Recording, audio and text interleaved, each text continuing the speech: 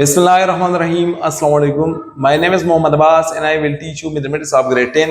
आज के लेक्चर में हम 6.4 को स्टार्ट करेंगे। हमारे पास क्वेश्चन नंबर फर्स्ट है, find the range for the following data. यहाँ पे हमारे पास डेटा गिवन है और हमने इसका रेंज को फाइंड करना है। हमारे पास रेंज फार्मूला है, range is equal to maximum value minus minimum value. तो हम जो डेटा हमें गिवन है उसमें हम मिनिमम और मैक्सिमम को निकालते हैं। तो यहाँ पे हमारे पास मैक्सिमम हमारे पास 23 के बराबर है, मैक्सिमम वैल्यू हमारे पास 23 के बराबर है। इस तरह मिनिमम वैल्यू हमारे पास इसमें बराबर है 11 का। अब हम इसमें पुटिंग करते तो हमारे पास आ जाएगा range is equal to 23 minus 11, so range is equal to 12. Next question हमारे पास है, a bank manager was interested in waiting times of customer. For this he carried out a survey. A random sample of 12 customer was selected and yielded the following data: 5.90, 9.66, 5.79, 8.02, 8.73, 8.01, 10.49, 8.35, 6.68, 5.64, 5.47, 9.97। अब इस पे question है कि calculate average, median, standard deviation. इन तीनों को हम इस डेटा को यूज करके हम इन तीनों को फाइंड करेंगे। इसमें फर्स्ट ऑफ ऑल आता है average.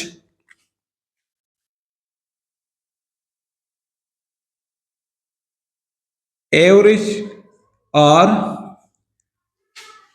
Arithmetic mean.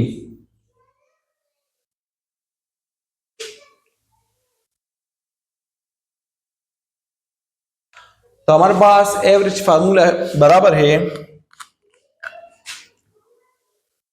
x bar which is equal to summation of x divided by n, or x bar which is equal to sum of data divided by number of data।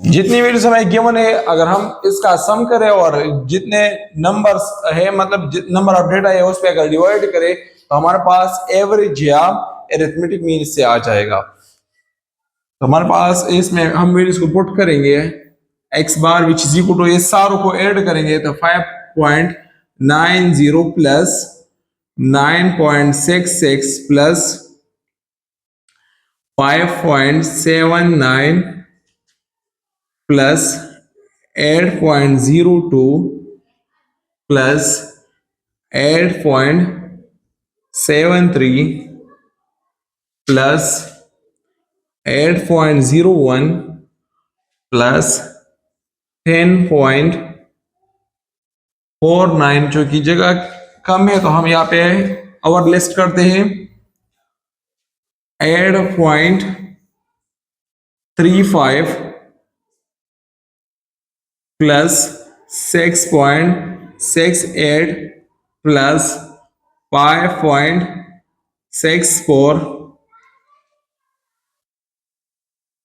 Plus 5.47 plus 9.97 divide by number of data. Total number of data हमारे पास 12 के बराबर है तो 12 पे divide करेंगे तो हमारे पास एक्स बार आ जाएगा।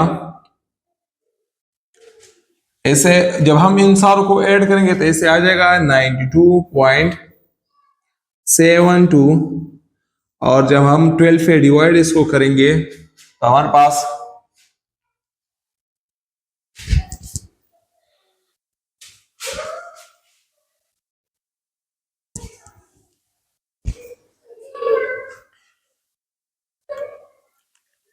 $92.72 divide by 12 which is equal to 7.73, which is average और arithmetic mean of the given data. अब हम नेक्स्ट पॉइंट करेंगे मीडियन एंड स्टैंडर्ड डिविएशन। अब हम मीडियन को पॉइंट करेंगे तो मीडियन के लिए जो गिवन डेटा होता है या तो वो हम असेंडिंग ऑर्डर में लिखेंगे या डिसेंडिंग ऑर्डर में लिखेंगे। तो यहाँ पे हमने इसको रीअरेंज किया ये सारा डेटा को और इसको हमने असेंडिंग ऑर्डर में लिखा है। अब हम इसको फाइंड करेंगे तो यहाँ पे हमारे पास नंबर ऑफ डेटा हमारे पास n here n is equal to 12 है which is in even number। ये हमारे पास एक इवन नंबर है।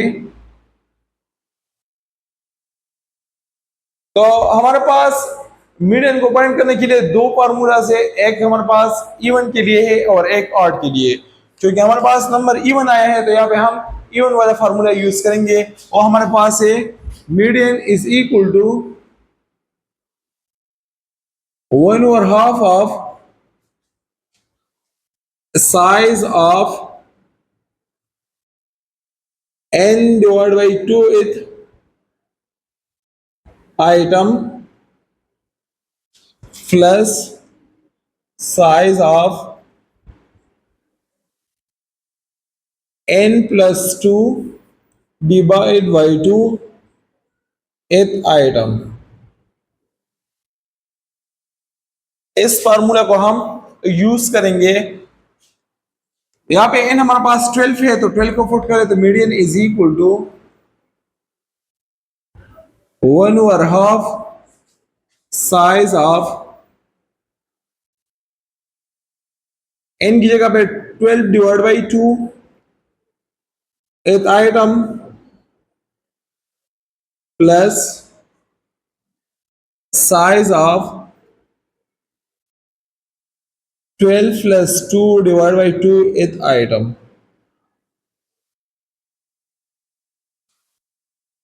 Median is equal to 1/2 size of, ये जब इस पे डिवाइड हो जाए तो इसे 6th item plus size of, ऐसे 14 आएगा 14 2 पे डिवाइड जैसे 7 आ जाएगा और 7th आइटम। अब यहाँ पे डेटा को हम काउंट करते हैं और इसमें 6 और 7 पे जो वैल्यू है उसको हमने उठाना है। 1 2 3 4 5 6, एक हमने ये वाला लेना है और इस तरह हमने एक ये वाला लेना है। तो median is equal to 1/2 size of 6 हमारे पास बराबर है 8.01 प्लस साइज ऑफ 7 बराबर है 8.35। इन दोनों को ऐड करेंगे और फिर 2 पे डिवाइड करेंगे। n is equal to